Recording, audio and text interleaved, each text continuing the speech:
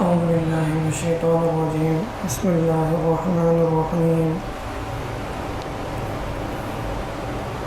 ولا تكونوا كالذين تفرقوا واختلفوا من بعد ما جاءهم البينات وأولئك لهم عذاب عظيم. يوم تبيض وجوه وتسود وجوه فأما الذين اسودت وجوههم أكفرتم بعد إيمانكم فذوقوا العذاب بما كنتم تكفرون. وأما الذين ابيضت وجوههم ففي رحمة الله هم فيها خالدون.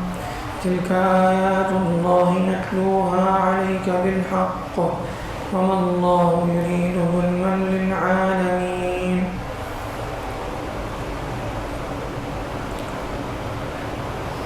اس سے پہلے والی آیت میں اللہ تعالیٰ نے امر بالمعروف اور نہی عن المنکر پر ابھارا، یعنی بھلائیوں کا حکم کرنا، برائیوں سے روکنا، یہ ایمان کا جو ہے خاصہ بھی ہے۔ حدیث میں اللہ کے نبی صلی اللہ علیہ وسلم نے فرمایا کہ تم میں سے کوئی کسی برائی کو ہوتا ہوا دیکھے تو اس کو اپنی ہاتھ سے روکے، اگر اس کی طاقت نہ ہو تو اپنی زبان سے روکے، اگر یہ بھی نہیں کر سکے تو کم از کم اس کو اپنے دل سے برا سمجھے۔ فرمائیے یہ ایمان کا سب سے کمزور درجہ ہے کہ آدمی اس کو دل سے کسی غلط بات کو، گناہ کو ہوتا ہوا دیکھ کر گناہ سمجھ رہا ہے، برا سمجھ رہا ہے، اس کے اندر ایمان تو ہے لیکن یہ آخری درجہ ہے، اس کے بعد پھر ایمان کا کوئی درجہ نہیں۔ اور ایمان والوں کی صفت یہ ہے کہ والمؤمنون بعضهم اولیاء بعض، ایمان والے آپس میں ایک دوسرے کے دوست ہوتے ہیں۔ یأمرون بالمعروف وینہون عن المنکر، آپس میں ایک دوسرے کو بھلائیوں کا حکم کرتے ہیں، برائیوں سے روکتے رہتے ہیں، اور نماز قائم کرتے ہیں، اور پھر زکوٰۃ دیتے ہیں، اور اللہ اس کے رسول کی اطاعت کرتے ہیں۔ ایسے لوگوں پر اللہ تعالیٰ رحم کریں گے، یہ اللہ کا وعدہ ہے۔ پھر آگے اللہ فرماتے ہیں یعنی امر بالمعروف اور نہی عن المنکر کا حکم کرنے کے بعد کہ یہی لوگ کامیاب بھی ہیں۔ آگے تم لوگ آپس میں جو ہے فرقوں میں مت بڑھ جانا، آپس میں اختلافات، فرقہ بندیاں مت کرنا، حالانکہ تمہارے پاس اللہ کی نشانیاں آ چکی ہیں۔ اللہ کی کھلی ہوئی نشانیاں آنے کے بعد تم ان لوگوں کی طرح مت بننا جنہوں نے جو ہے آپس میں فرقہ بندیاں کر لی۔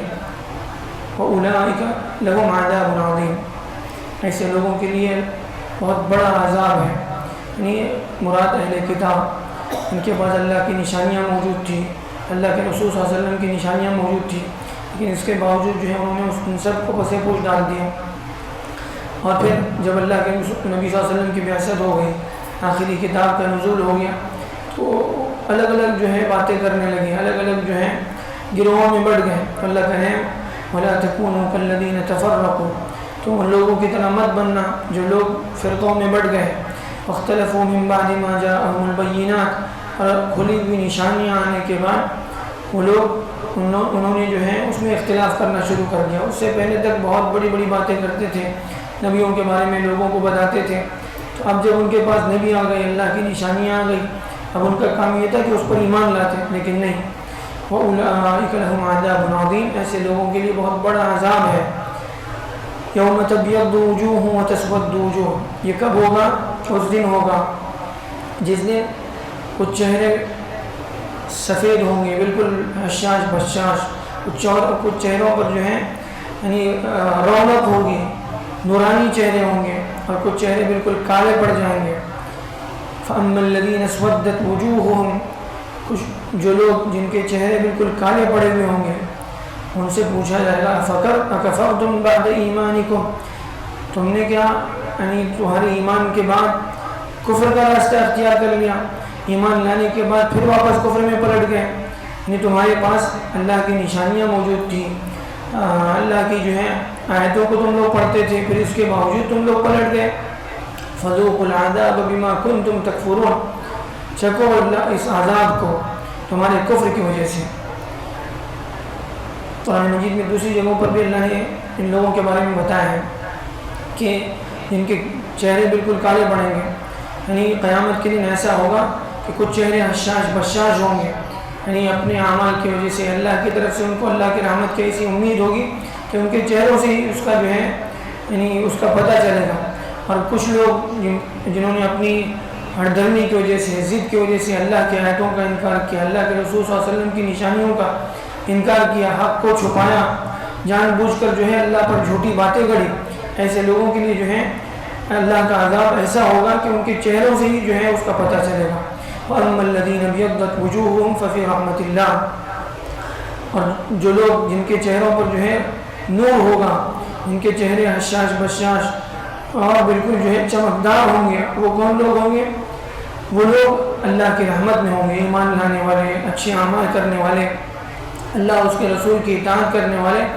ایسے لوگوں کے چہروں سے ہی جو ہے خوشی اور جو ہے یعنی بشاشت کے آثار ان کے چہروں سے نظر آئیں گے. ہم فیہا خالدون، پھر یہ اللہ کی رحمت میں ہمیشہ ہمیشہ رہیں گے، کبھی ان کو وہاں سے نکلنا نہیں پڑے گا. یہ دنیا آزمائش اور امتحان کی جگہ، اس کو انسان جو ہے ایک بار اللہ اور اس کے رسول کی اطاعت کے ساتھ اگر اس کو پار کر لیا، پھر اس کے بعد پھر اس کے لیے کوئی آزمائش نہیں، کوئی پریشانی نہیں، کوئی تکلیف نہیں. تلک آیات اللہ نتلوها علیک بالحق، یہ اللہ کی نشانیاں ہیں جس کو ہم آپ پر تلاوت پڑھ کر سناتے ہیں. وما اللہ یرید ظلما للعالمین، اور اللہ تعالیٰ دنیا والوں پر، دنیا پر جو ہے کسی پر بھی اللہ جو ہے ذرا برابر ظلم نہیں کرتا. اگر انسان اچھا کرے گا تو اس کو اچھا بدلہ دیا جائے گا، اگر انسان جو ہے غلط کر رہا ہے، اللہ اور اس کے رسول کے احکامات کی خلاف ورزی کر رہا ہے، اللہ اور اس کے رسول کے مقابلے پر کھڑا ہو رہا ہے، تو پھر اس کا جو ہے اس کا خمیازہ اسی کو خود قیامت کے دن بھگتنا پڑے گا. بہرحال دنیا یہ امتحان کی جگہ ہے، یہاں جو ہے اللہ کی طرف سے ہر ایک کو ڈھیل دی جاتی ہے، اچھا کرنے والوں کو بھی، برا کرنے والوں کو.